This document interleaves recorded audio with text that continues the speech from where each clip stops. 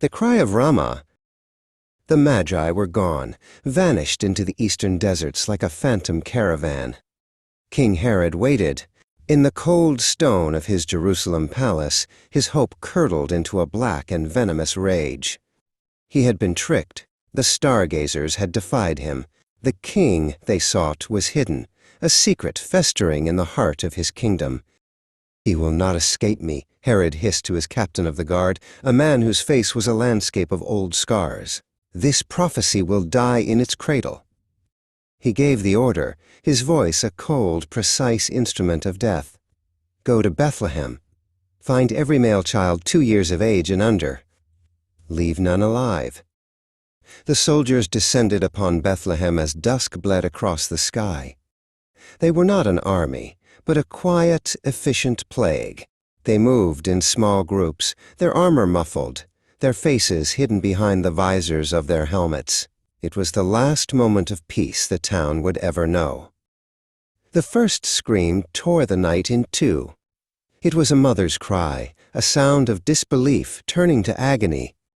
It was answered by another, and then another, until the air itself was a tapestry of sorrow. Doors splintered.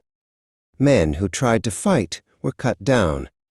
The soldiers moved from house to house, their work swift and brutal. A young mother, Rachel, clutched her son to her chest. She backed away into the corner of their small home as a soldier entered, his silhouette filling the doorway. "Please," she begged, her voice breaking. "He is only a baby." The soldier did not speak. He only advanced, the steel in his hand a cold, final answer. The night became a blur of violence and grief. In one house, a grandfather fell, trying to block a doorway. In another, a young couple wept over an empty cradle. The cries of the infants were silenced, one by one, replaced by the unending lament of their mothers. Far away, under an Egyptian moon, Mary nursed her own son. She felt a sudden, inexplicable chill, a deep and aching sorrow that seemed to rise from the earth itself. She held Jesus closer, her heart filled with a love so fierce it was painful, and a fear she could not name. When the sun rose over Bethlehem, it revealed a town shrouded in a silence, more terrible than the screams of the night. Women gathered in the streets, holding the small, still bodies of their sons. Their eyes were hollow, their faces streaked with tears and dust. They were statues of grief. A prophecy was fulfilled, written in the tears of the innocent. A voice was heard in the hills, a voice of weeping and great mourning.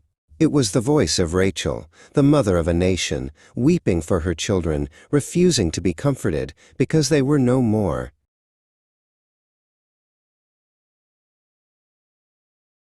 In his palace, Herod sat on his throne, the silence of Bethlehem his victory. He believed he had severed the thread of destiny, but the child he hunted was safe in a foreign land, a single spark of light carried into the darkness. The massacre was not an end, but the first bloody cost of a war that would be fought not with swords, but with sacrifice.